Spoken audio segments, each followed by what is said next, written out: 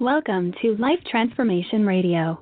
This show is all about life transformations and our journey from where we were to why we are doing what we are doing today.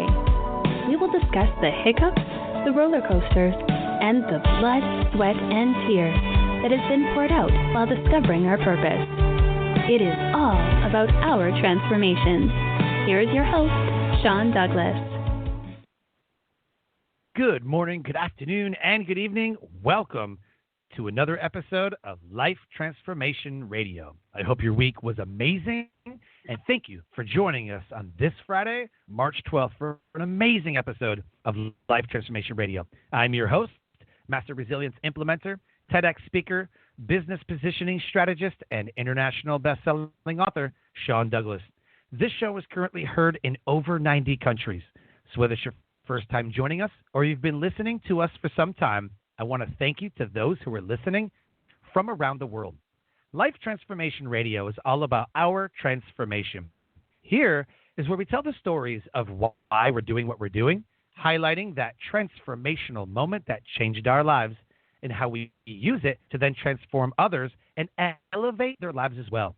You can listen to us live right here on the Blog Talk Radio Network, Tuesday through Friday, 5:30 p.m. Eastern Time, by going to blogtalkradio.com/Life Transformation Radio. You can also join our Facebook group at Life Transformation Radio and never miss an episode by subscribing on your favorite podcast platform. Life Transformation Radio can be heard on Apple Podcasts, Stitcher, Spreaker, Spotify, TuneIn, Player FM, Google Podcasts, Pandora. It's everywhere podcasts can be listened to, and we also have a YouTube channel at Life Transformation Radio. On the show, my guests are entrepreneurs, speakers, business owners, coaches, podcasters, authors, amazing human beings having an impact in the world around them. And my guest today has done this on a global scale. If you have any questions for any of the guests that I bring on the show during our live broadcast, you can go ahead and give us a call at 657-383-1109. Again, the number is 657-383-1109. And my team is standing by to screen your calls now. With that, please help me welcome to the show my guest for today, Bruce Kulick. Bruce, welcome to Life Transformation Radio. Hey, thanks for having me. It's a very exciting subject you seem to focus on. I think it's very empowering. Oh, man, I love transformation. I think that everybody goes through a transformation. Industries transform. Bands transform, people transform. I think that if we can master the art of transformation, even in our own lives, from single to married life, from entrepreneur to the next level of 6, 7, 8 figures, from employee to business owner, like every level of our life, there's a transformation, and I'm excited to talk to people about the levels of transformation that they've gone through. Well, I do think it intrigued me when I first got the invitation, so thanks for having me. You're welcome. And like I said, it's an honor for me to have you on the show. I've listened to KISS my whole life, so this is a pretty cool moment, and I love everything. I've watched your videos and everything, and so I just think you're amazing. So the title of this episode is A Life Transformed with KISS and Grand Funk Railroad guitarist Bruce Kulick. Bruce became a guitar hero when he was asked to join KISS in 1984. As their lead guitarist, Kulick was featured in the band from 84 till 96, performing around the world in addition to his recordings and videos with the iconic band. During those years, he earned multiple platinum and gold records and video awards. In addition to his years in KISS, he toured or recorded with Meatloaf, Billy Squier, Michael Bolton, Avantasia, Lordi UNION, and is featured on many other artists' projects. Since 2000, Kulick has been the lead guitarist for Grand Funk Railroad, the American band. The current version of Grand Funk is in its 20th year of touring. In addition to his appearances at guitar shows and clinics, for the past 3 years, Bruce has been a featured performer on the sold-out KISS Kruise. His website is brucekulick.com, Facebook, Twitter, Instagram, YouTube, right there in the connect with him, send him a friend request, letting him know that you listened to this episode of Life Transformation Radio. Bruce, with that said, I have many questions, but what I really want to know is your why. Why do you do what you do? I never got it, kind of that's like such a, black and white thing to be asked. It's so clear, okay, it's a why. And most people, whatever they do, they may or may not know why, but I just would have to answer that very simply and just say that the guitar, as soon as I heard the guitars and started to play guitar, I took like a very natural affection to it. It seemed to become a part of me, and because of that natural feeling of holding the guitar and playing it, and then having an innate ability, which is usually genetic, as you know, meaning it's good to have some family DNA that is musical. I just kind of just kept doing it and loving it. The ironic part is people grow up, the first time they're exposed to music, they just want to play an instrument and they want to be a rock star, or they see themselves on stage.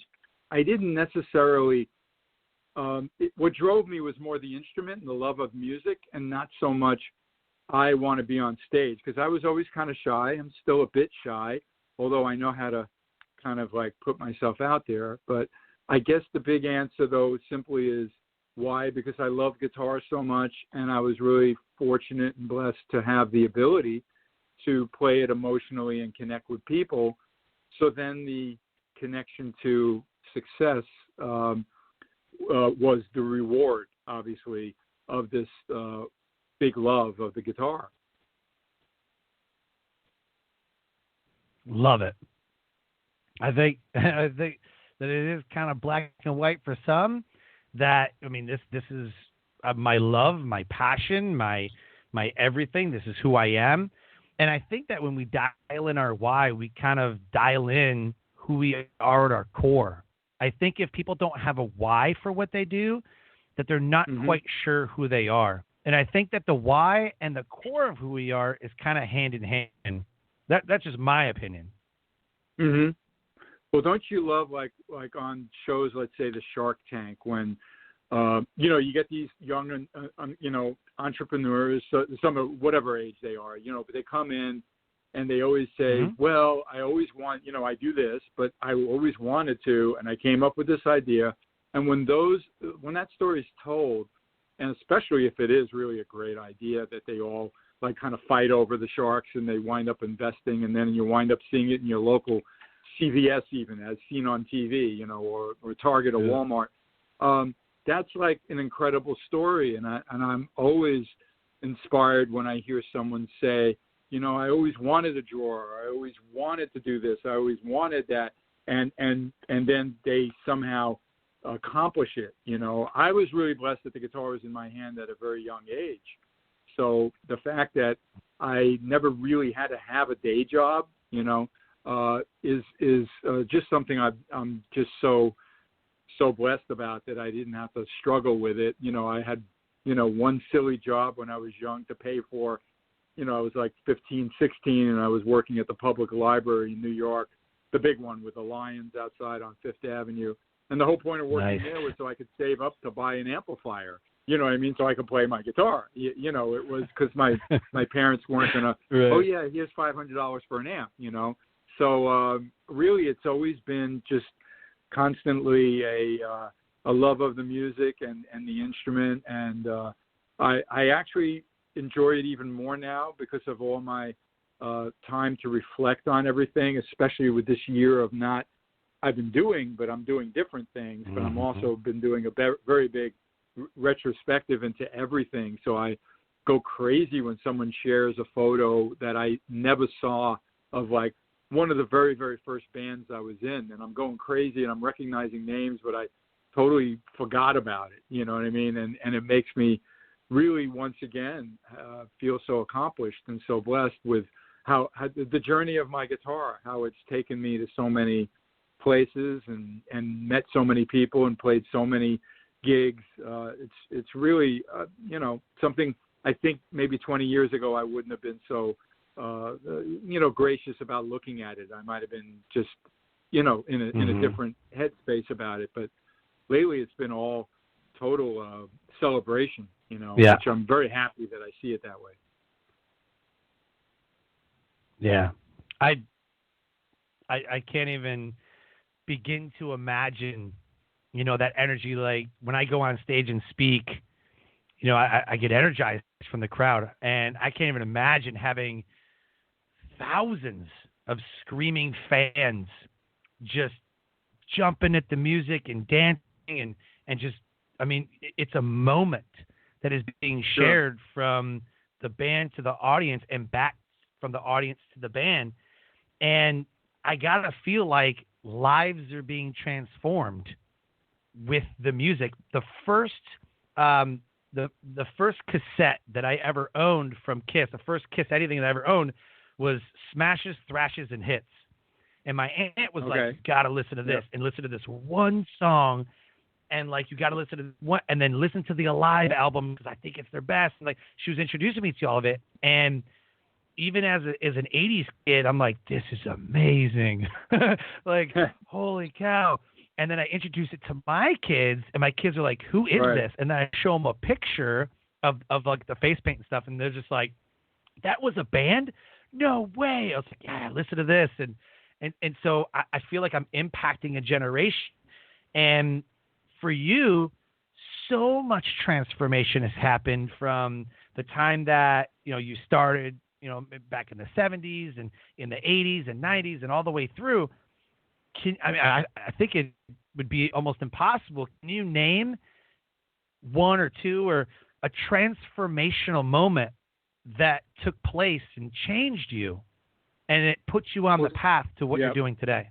Yeah. And I really, when I first, and I, you prepped me a little bit, so I was thinking, and, usually my instinct goes to something right away. And for a moment there, I was kind of like, it always just goes back to something, but it seems so common, especially for musicians my age group. But I do know that time the Beatles came on Ed Sullivan, in '64. There was a bit of an anniversary not that long ago. That I heard it, I saw it, and I know I was jumping up and down on my bed, and that changed my life. And I've heard so many people, obviously the people who share with me what KISS meant to them and how it changed their life, but I just know that the Beatles made music was already something I was drawn to, but it kind of crystallized something. And this is why that band is still so valid and people still celebrate and love the Beatles.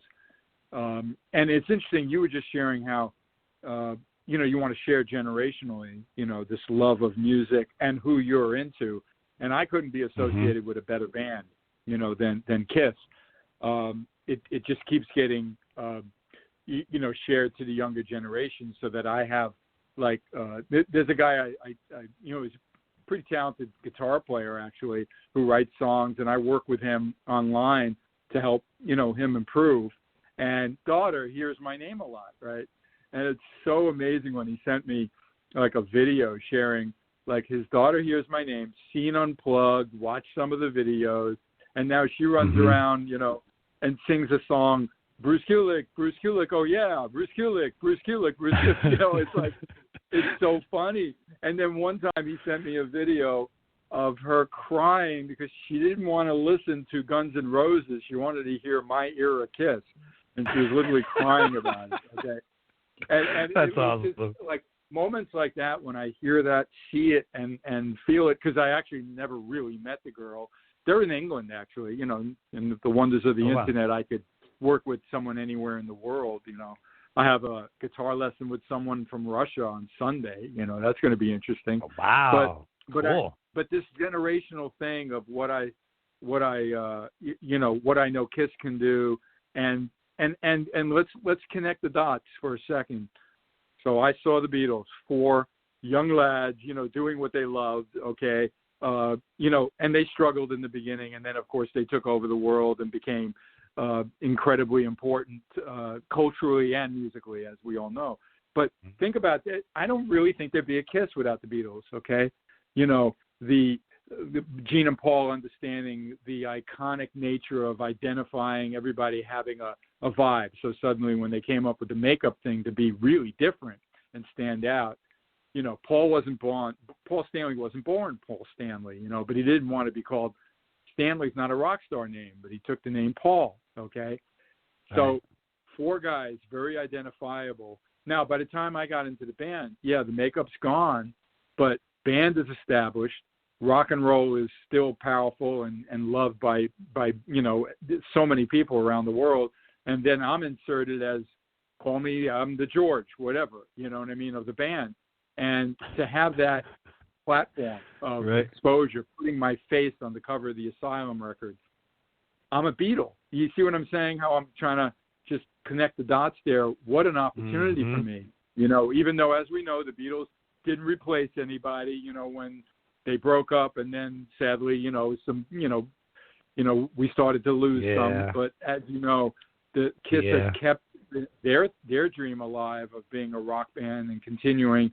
And even though I haven't played with them in all these years, people still connect to that. Then they study it, and then they look at the whole history of the band, and then they're discovering my unique non-makeup era. So, but I was transformed by the Beatles, and then of course, I think the other big transformation in my life was actually being asked to join that band. Okay, because it was a little unusual. I was temporarily in the group because they already hired a new guitar player who had a health problem, and then they asked me to fill in. I thought I won the lottery then, and I was the most important person in the world. And then, of course, they said, no, you're the new lead guitar player. So that transformed my life, and I knew that if I could hang in there and this thing could have some legs and tenure into this guitar playing role, that I would have a lot to be proud of. And like I mentioned earlier, I've never been more proud. As I've gotten older, I see it even more clearly. What a incredible blessing it was for me to have 12 years with those guys. It's really incredible. Love it. I love how you go back and you tie it all together and you kind of reminisce and even before, you're like, the Beatles and you're a kid jumping up on your bed, and then you look now and you're doing that for kids.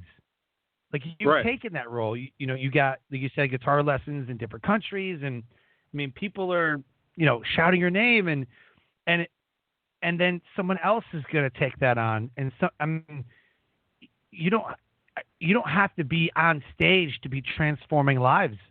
I mean, you're doing it through the internet. I mean, that's how I found you. I was like, man. I do love that I've actually really. I know some people that I've helped. I did a lot of work also with the Rock and Roll Fantasy Camp. There's actually a movie out now about that, something about Rock Camp. It's on all the platforms. It's pretty cool. I'm not in it that much. When it was edited, not a lot of my footage made in there, but the essence of it and working with campers and improving yourself. And I had a lot of my big dreams come true, too, to play with Roger Daltrey, you know what I mean, and be the Pete Townsend for the Who singer, and to play lead guitar with Jack Bruce and feel like I'm in Cream, along with Bad Company's drummer Simon Kirke, you know what I'm saying? So I had some dreams come true there too. But the point is, I saw how cool. I met certain people and I helped mentor them in a sense and share my knowledge of music and being in a band and performing, and then to see them grow and transform. Those events are very transformational for people, even if they're only 5 days. You know what I mean? But you get exposed to something so remarkable, and you get to really see how the musicians do it and how we work and what our process is. And I've made some really great relationships from that, meeting doctors and executives. I got more confidence sometimes as a human being by having a doctor admire me and have an executive say, very, very kind things to me about how I worked with them than my 12 years of KISS. It's kind of weird, but you got to remember when you're out there doing your job. Yeah, well, you get the fan adoration, but it's not that Gene and Paul are going to tell you every day, oh, you're really amazing, Bruce. You know what I'm saying? Of course you're great. They wouldn't be in the band if you weren't great. Tell you that. Don Brewer doesn't come up to me every week when we're on the road, so like, wow, Bruce, you're so terrific to play with. You know what I mean? I'm lucky when I get a thumbs up at the end of the Star Spangled Banner. You know what I mean? But to have a doctor say, oh my God, how you just came in and took charge. You're analytical like a doctor. And this is like a surgeon telling me this. I said, what? Really? Mm-hmm. I faint at the sight of blood. But he's telling me that I have this skill. And then the guy who's like the executive at a huge corporation telling me like, people like you would be, you actually could run you can be at my company as a peer. And I'm like, what? You know what I mean? I'm just the guitar player from Brooklyn and Queens. You know what I'm saying? So yeah, it's really remarkable that you don't know really how well you do your thing until you get exposed sometimes out of your element, okay? Mm-hmm. Which brings me to one other connection to the word transformation. We've all been out of our element the past year because of the pandemic, as I think we all know. For some people who always worked at home or whatever, for a certain number of the population worldwide, their life didn't change. You know what I'm saying? But for many, if you didn't kind of figure out how to be creative, how to stay on course, how to be productive, how to make a weird upside down situation healthy for you, it must be really tough. You know what I mean? And I'm just really glad that I tackled it with a lot of creativity, and I had to learn a lot, and I had to adapt a lot, but I've been thriving because of it, and I've never, more than ever, embraced my fans and my music and my guitars and connecting with them. So it's been a really weird thing without ever going anywhere and performing on a stage. I used my home in that way, and I connected with so many of them and I started to learn new things, how to do a video. I learned how to record myself in the home instead of like usual, you go get somebody to do the video or you go to a guy's studio, So I see the word transformation in the pandemic as well. You're always transforming. I mean, it just goes to show that even no matter what stage of your life, what age you are, what level you're at, I mean, somebody who is starting out in the industry is just learning their first notes, they just bought their first guitar, they're 12 years old, or 15 or 18 years old, and look at you like, man, he's got it all. Man, he's done it all. But here you are, you're like, I'm still learning. Like, I'm still transforming. I'm still growing. I'm still moving forward. Like, that's so interesting. And I love the fact that you didn't stop. You didn't say, you know what? We're in the Hall of Fame, guys. I'm done. I'm going to go sit in Mai Tais on the beach. I'm out. Like, they put the original four in there. That's another, very funny thing that happened, but it still improved my respect because Paul and Gene really fought for, how dare you, you know what I mean? And they didn't do the performance with Ace and Peter. It was sad for the fans, but the Hall of Fame really handled that. Really, Parr, myself, and even Eric Singer and everybody, is ridiculous. Okay, but that's just one of the, you know where it's at, right? You know, Grammys don't even have a rock artist on their show coming up, so it's just a little weird, but we all know rock and roll and KISS will always be around. I don't need to have that to know that the fans are there. Yeah, because the fans know anyways. I mean, the fans know. I mean, real diehard fans. They know who you guys are. They know, Eric Carr and Vincent, and they know those guys. But I love the fact that you didn't quit. You didn't say, you know what, I've done this and I've done this. I'm done. Packing it up. I'm going to the house. That's I mean, pretty again, much how I definitely looked at how some every artist dealt with it a little differently, and I'm not judging or anything, but I know I went full speed ahead, and even then, and at times, man, I was almost falling off the cliff, because then so much stuff gets kind of thrown at you and requested of you, and I, there's only so many hours in the day, and then you realize you have to prioritize things, which is a word that I try to use as part of my my list of things to do every day is overwhelming. So I have to have more like a weekly list, and I even hope to get through that, because more things are coming at you at all times, But I'm very patient. I've learned that as well, so that even if I have something that I want to share with everybody that I've had under my belt or in my home and in my head, and, with the photos of or whatever it is in December, maybe it's only going to be shared now. You see what I'm saying? 3 months later, Right. It's still going to be received well if it's a good idea, but you have to be patient with things. Sure. And, like I said, that was how I found you. I've always been a KISS fan. I love the music. And I was just kind of scrolling through Facebook one time, and I saw some Joe Satriani videos, and I think he's amazing. And I was listening to him, and then I was just kind of rabbit hole, right? You get into the rabbit hole on social media. Click on that. And then I saw you, and here you are. You have a guitar in your lap, and you said, "Hey guys, thanks for joining me. I'm going to talk to you about this Stratocaster, and this was one of the guitars I played on this album." And I was like, what? And I'm fascinated by history. I love facts and history and everything. And you said, this was given to me by so and so, and I played it, and this is what we did with it, and this is what it sounds like. And then you played, and I was like, this is so cool. And then I listened to another one, and then it was like, this is what we did at this one show in this one country. And I remember when I first got this guitar, this is what it meant, and I was like, this is cool. And so you made something that nobody else was really doing, but you stayed relevant.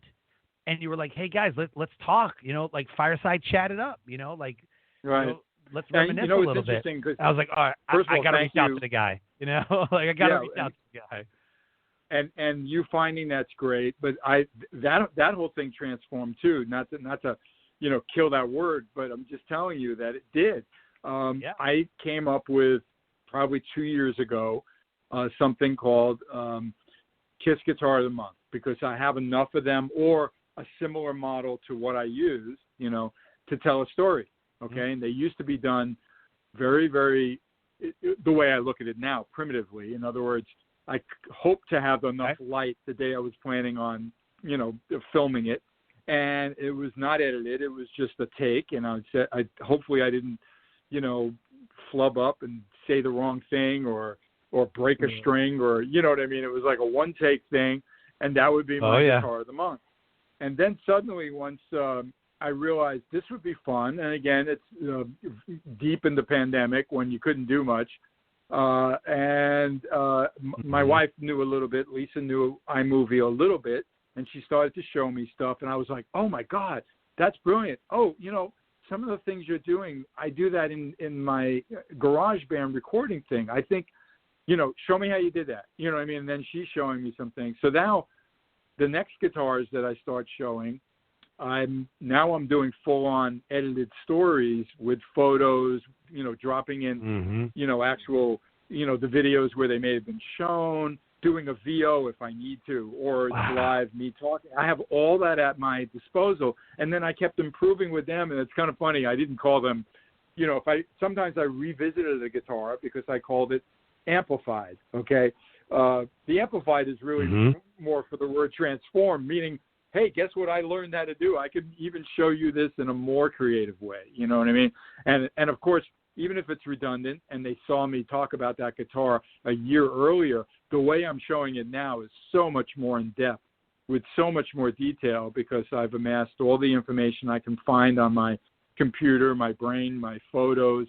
I've archived as much, I doubt if I've only archived about, 25 to 30% of what I have of KISS or of my entire career.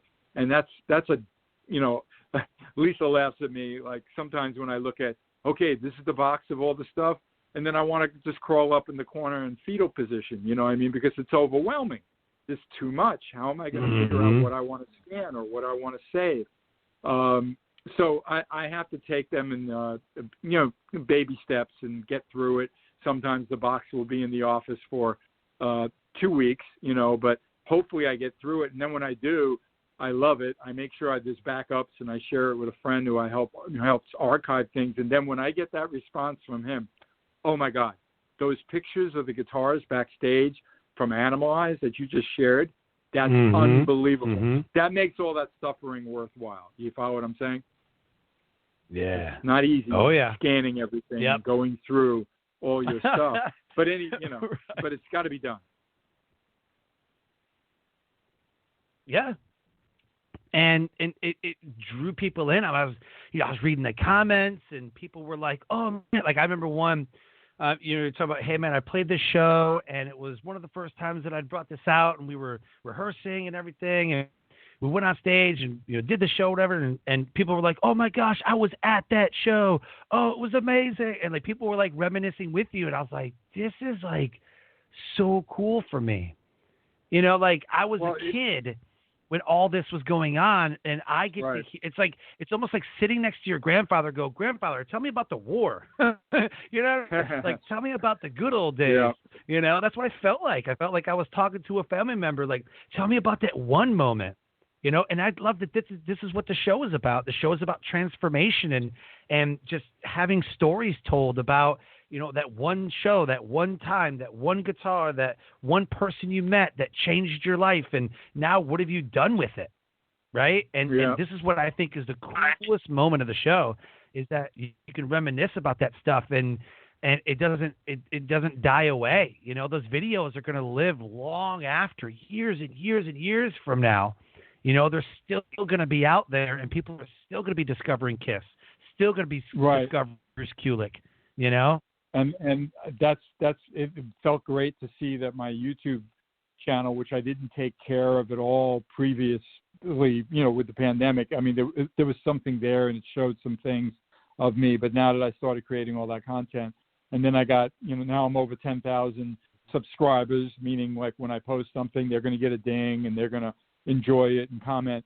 And that's a big, I love one day to see 100,000 people. But the point is, it's a real growth, and I'm very proud of that. One other thing I wanted to mention before we move on, Brian May is a brilliant guitar player, and of course we all love Queen. Oh, I love him. He's not only he's not only a musician, he's like the astrophysicist or so. I don't know. He knows everything about astronomy and everything, and he's a brilliant guy. But I met him at a very young age. It was in '75, so I was only like 22. And I met him backstage. Him and Roger Taylor came to a show that I was playing with, actually considered a disco artist at the time, Andrea True. And she had to hit more, and I was backing her up. And we played a place in Chicago, and they were looking for some place to go out. And we were at the hip, disco, concert venue. And the next thing I know, Brian May and Roger Taylor are backstage, right? And I'm like, immediately drawn to Brian, and I had a very, it wasn't a long conversation, but oh my God, he was just the kindest, most kind of gentleman possible, and you couldn't be really the guy's a famous rock star on guitar. And then I realized, I remember taking away from that experience of meeting him, where Roger wasn't really communicative or engaging, but Brian was just incredible. And I remember promising myself, now at the time I'm just backing up a disco artist. I'm not exactly world known, okay? But I kind of thought about how Brian treated me, and I just made a pledge that, I really hope that if I ever have that opportunity of being famous enough that fans want to reach out and talk to me and have that moment and embrace their time, that I would be as kind of like as kind to them as the way Brian showed me, the way Brian talked to me. So I always saw that as a mantra. And fortunately, when people tell me about meeting me, they tell a good story. They didn't catch me on a day when I'm too hungry or I don't feel like, you don't feel right, you don't want to talk to anybody, because there are celebrities that tend to not engage with fans. And I've met some myself, they basically don't give a shit, you know what I mean? And Brian was so polite and so engaging that I just thought, and I was nobody then. Yeah, I played guitar, but it wasn't like I was Eddie Van Halen and he's having a conversation. Okay, right. So it was really a good thing for me to see. And I fortunately have met some really, really famous people through the years that were really gracious, and that's a good thing to see, so that you don't get that. The saying, be careful of you may meeting your hero and you're going to be disappointed. You know what I mean? I forget how it goes. Oh yeah. You know what I mean? Yeah. Did you ever see Brian May's guitar? What about? Did you ever see Brian May's guitar that he built? He built like a guitar. I remember the story. He built the guitar and then put it like on his mantle or something. Well, it was made from wood from his fireplace at home. The guy built that. They called it the Big Red or something like that. And then there's a lot of replicas, and he has a lot of them. But yeah, believe me, but his talent's in his hands. He can play, a $200 guitar, and it's going to sound like Brian May. Trust me. But yeah, that's an incredible guitar he has. It's great that he homemade it. Actually, that's pretty wild. Yeah, I remember that story, and Brian May is one of the top, like I have my top 5 guys, and guys like Steve Vai, love Steve Vai. Everybody goes for like Santana and like Van Halen, like everybody goes for those guys, and the mainstream guys. But I mean, Steve Vai was really good. Brian May was really good. You guys, of course, amazing. But guys just stand out, man. And like I said, guys like Joe Satriani's putting out videos on social media, and that's kind of like the start of the rabbit hole. I'm like, oh, that's cool. Like, let me see what else is going on. And I found you, and I see a couple other guys now doing it, and yeah. And I think it's great. I think it's absolutely amazing. So before we go, man, I want to leave the audience with a message. If there was people listening right now that they don't know what to do, they're looking for a passion, maybe they got a love of music, maybe they're going back to work, or maybe they're thriving. But what would a message be to the audience right now for 2020 and beyond? Well, certainly this past year, and it's been almost exactly a year now. That it might be exactly a year since everything went upside down. And we're going to get through it and all, but I do think that I'm hoping that a lot of people saw it as a way to reflect on what really is important and what drives you, personally. Okay.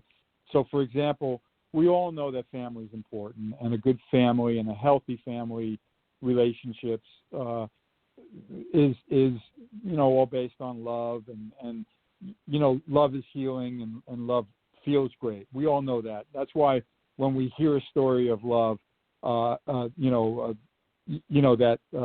the guy who's serving overseas who surprises his daughter or son, and how even a pet will go completely insane, and everyone watching, that empathy of that moment of connecting, the connection. So I'm hoping that everybody, kind of like improved or worked on their own personal relationships, even if sometimes that can be really challenging. Okay, but I do think the pandemic forced a lot of people not to just escape and go places and ignore their home.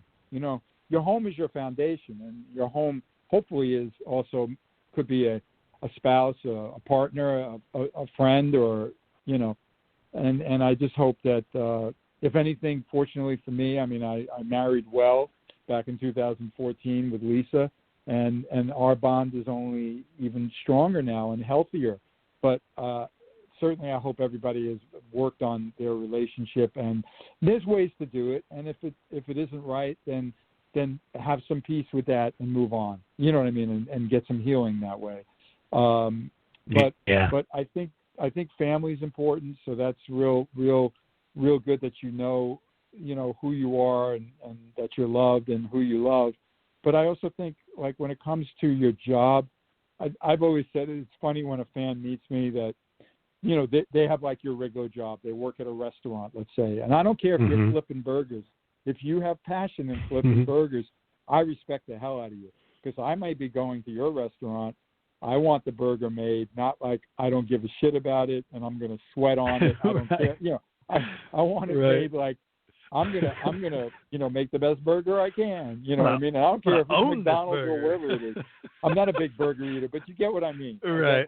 Yeah, I'm gonna own it. Like, own the burger. Yeah, man. You know, I mean, I love it. Like, even if I go to the car wash and the guy that's just going to take that money and spray down the tires, when he looks like he's kind of like friendly about it, he's excited to do it. He's going to get my car clean. Yeah.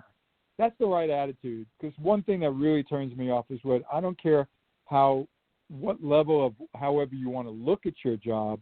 I mean, I clean my house. I know what it is to clean a damn toilet. It ain't fun. I take real good pride in doing it, okay? All right, so there you go. You got a Kulick exclusive. I can clean a toilet well, okay? But you were in the military. You know what that's about, okay? Oh, yeah. You got to know how to do the dirty jobs before you do the glorious job, okay? So it's all the same thing, okay? It's about intention. It's about doing it right, doing it to the best of your ability. So that's why I asked a million questions this year, and I want everybody out there with the world upside down. How can I improve myself? How can I finally get that passion project done? How could that closet I know has great things in it, but I just can't face it. How can you go tackle that? And all it takes is a commitment and a desire and the willingness, of course, to go through that job, which I know sometimes can be really hard, but, you know, the rewards are always really, really great when you've accomplished it. Many times after Lisa and I have done something that we know is a big thing to deal with, I'm always like, I'm so glad we got that done, and I'm so proud of how we accomplished it. Because I mean, I take a lot of pride in things I do, and if my name's on it, I want it to look good. I want it to make everybody else feel good by whatever the effort that I shared with them. So, and I think everybody should approach their life that way, no matter what it is. And I think that will make them maybe sleep better at night and maybe have more kick in their step in the morning, if you know what I'm saying. Love it. And one thing I want to hit on real quick that you mentioned that I think was completely, transformational, was the attitude. I mean, it's literally, it comes down to attitude. But you specifically said about your attitude, you got to do the dirty stuff before you do the glorious stuff. How many people pick up a guitar and says, I'm going to be just like Bruce. I'm going to be on stage. And man, this is hard. Oh, I can't remember the C chord. And I can't remember I'm just going to quit. Dude, learning the thing is hard.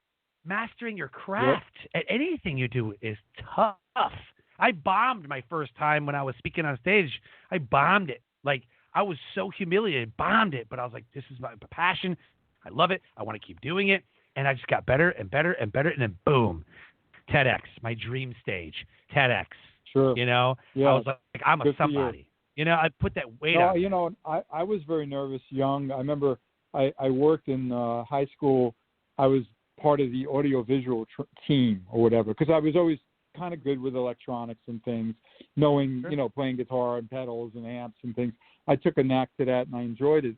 And I remember the first time they asked me, can you make that announcement about whatever it was? And I looked at the microphone and I swear I was like, I can't even speak. You know what I mean? I was so nervous. I don't know what the hell I said or if anything came out of my mouth.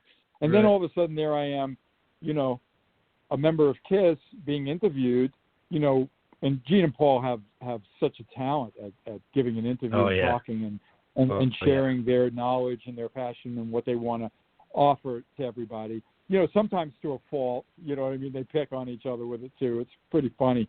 But there I just learned, you know what I mean? And I grew, and I mean, there's certain times it's a little harder for me to, like I always laugh with Lisa and say, like, sometimes doing those PSAs are the hardest thing for me. Can you reach out and speak on behalf of cancer this, or, you know what I mean? Sometimes those are really hard for me because they're, but then again, you put a guitar in my hand and I got to share with you, when I got it and where it performed and what it means to me and what the parts are. I'm flowing with it. So I always have to balance and work on the things that I struggle a little more with, but at least I can recognize and always trying to improve. And that's what happened with you. You didn't quit. You said, I'm gonna tackle this. I'm gonna do it again. And we all have to do that in life. I mean, everyone that's successful has had their failures, and there is no such thing as a failure if you keep, going back to it and then figuring out what happened, and that becomes part of the success. And that's why your first disastrous, on mic thing and mine as well was just the start of the path, to being more eloquent and more capable of doing that. Absolutely. Bruce, thank you so much for coming on the show. This has been an absolute honor, an amazing conversation, and I'm so extremely grateful that you started those videos because that's what brought us together. So I really appreciate you doing that. That means a lot to me because then I know I'm reaching people that I probably didn't know before, didn't have before, and that's what's been really one of the big wins in this upside down pandemic year for myself personally. So thank you. And again, I want to give a big shout out to all those fans that really have been embracing me and sharing stories and reaching out to me. And that only makes me more motivated to continue this journey of celebrating everything about my music and my career and sharing. Lisa and I have a lot of great new ideas that we're working on. So I almost feel sometimes like it's only just begun, and it's pretty remarkable though when I've had all the years that I've had already. But I see the same thing in a lot of people I really admire. So I'm just fortunate to have this platform, and thank you for the request for the interview, and I hope everybody enjoyed it. Absolutely. Again, thank you so much. It's an honor for me and really extremely grateful. So where do you want people to go? You want them to go to your website, the social medias, the YouTube? Where should we send the listeners? BruceKulick.com is so easy because all the links to, some people only like Instagram. Some people prefer just watching things on YouTube. But everything is right there with a click. And we all know how lazy we are. We don't want to type in too much. So just put in BruceKulick.com or just my name. Usually that's the first thing that will show up. Even if you had the old website, it would still take you to the new one, okay? Because I rebranded the website about 2 years ago when a fan gifted me the .com, because the KISS fans and my fans are the best. We all know that. So that's awesome. And that's the way to do it. Love it. And there's ways to reach out from the website. There are contact emails there, which is how you reached out. So it's all good, and I'm not completely impossible to reach. But I can't get, but I do my best, So, of course. All right, guys. Have a great weekend. Right. And again, I want to thank everybody for listening, and keep safe, and let's all do what we love. All right. I'm going to get back to my work. Absolutely. All right. Thank you so much, Life Transformation Radio listeners. An amazing guest impacting the world around us. If any part of our conversation today with Bruce Kulick resonated with you, please go to his website, subscribe to Life Transformation Radio, check out what he's doing, and share this episode with people who may not know who Bruce Kulick is. Maybe they don't know who KISS is. They don't know who Grand Funk Railroad is. Share this out. Go to BruceKulick.com. It's in the show notes. Click on that and get started learning what he is doing today. With that said, I always close the show by saying live your brand. Find opportunities every day to live out the core values that you hold deep in your heart. And I call this living your brand. So until next episode, live an amazing life.